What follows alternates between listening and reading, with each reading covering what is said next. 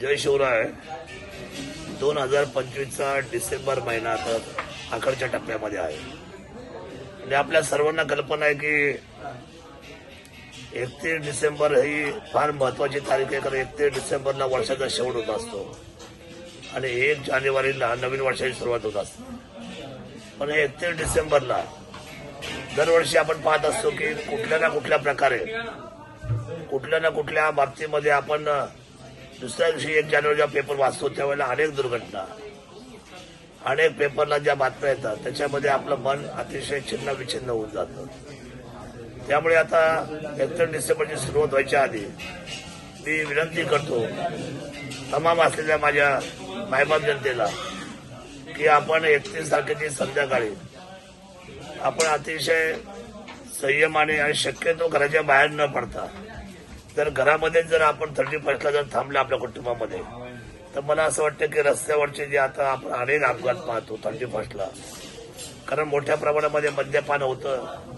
असं नाही की मद्यपान त्याच दिवशी व्हायला पाहिजे. शेवटी खरं तर माणसाचं आयुष्य आहे ते लांब पल्ल्याचं आहे. मग अशा वेळेला एकाच दिवसासाठी कधी कधी हट्ट माणसं करतात आणि काही लोकांचा कंट्रोल राहत नाही, ताबा राहत नाही गाड्यांवर, विशेष म्हणजे वाहनांवर. मग अशा परिस्थितीमध्ये काही वेळेला त्या गोष्टीचा मोठा परिणाम सोसून घ्यावा लागतो या सगळ्या लोकांना.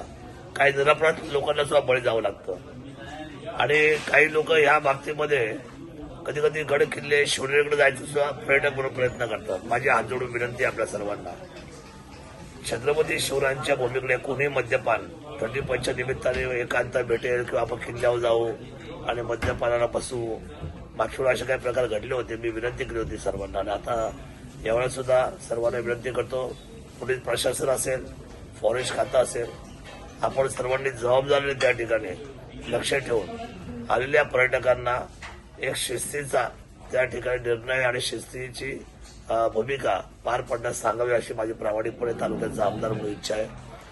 आणि 31 तारखेला शक्यतो आपण जितके बाहेर पडाल त्या बाहेर पडल्यानंतर आपल्याला खूप मोठी काळजी रस्त्यावर त्या ठिकाणी घेणं फार गरजेचं असतं. त्यामुळे आपण शक्यतो 31 तारखेला आपण घरीच थांबलं तर माझ्या दृष्टीने योग्य होईल.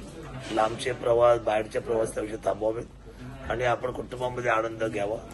नवीन वर्षामध्ये आपल्याला बाहेर पडायला संधी असते, पण ती रात्र किंवा तो दिवस अतिशय त्यावेळेला 31ला वर्दळ घाईमध्ये कोणतीही अडचण आपली होऊ शकते.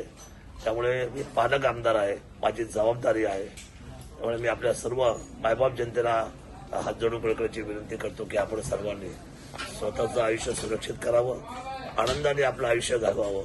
आपल्या सर्वांना नवीन वर्षाच्या, येणाऱ्या नूतन वर्षाच्या 2026च्या मनापासून आनंदाची भरभराटी असलेले संपूर्ण वर्ष जावं आणि उत्तम आयु आरोग्य आपल्या सर्वांना मिळावं एवढी भावना व्यक्त करतो. जय शिवराय.